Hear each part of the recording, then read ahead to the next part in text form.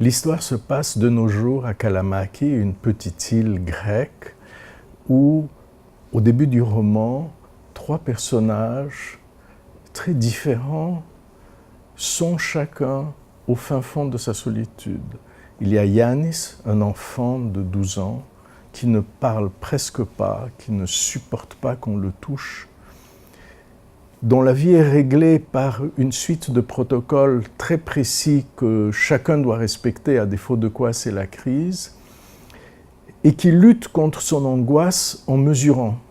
Alors il repère, lors d'arrivée des bateaux au port chaque jour, les quantités pêchées par bateau, par poisson, le nombre de clients sur la terrasse du café du port à une heure précise.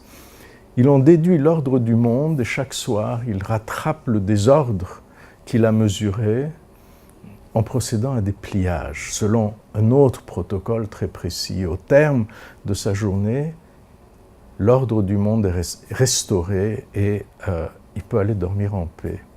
Et puis il y a Maraki, sa maman, dont la vie personnelle n'existe plus, son mariage a explosé du fait de la maladie de l'enfant.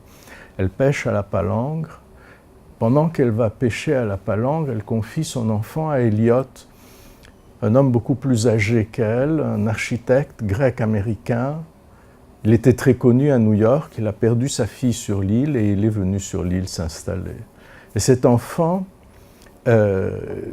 retrouve en Elliot quelqu'un qui comprend parfaitement ses silences et ses batailles.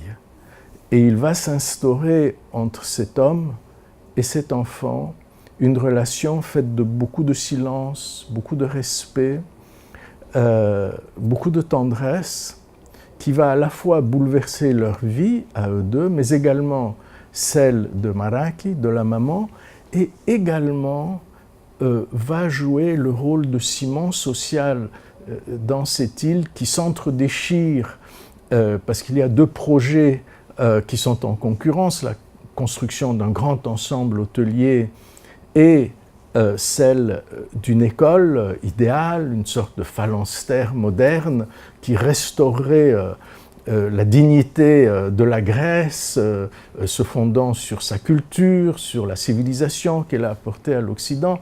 Entre ces deux projets, il y a forcément des tiraillements et au fond, la relation entre cet enfant et Elliot va être au cœur de toute la vie de l'île.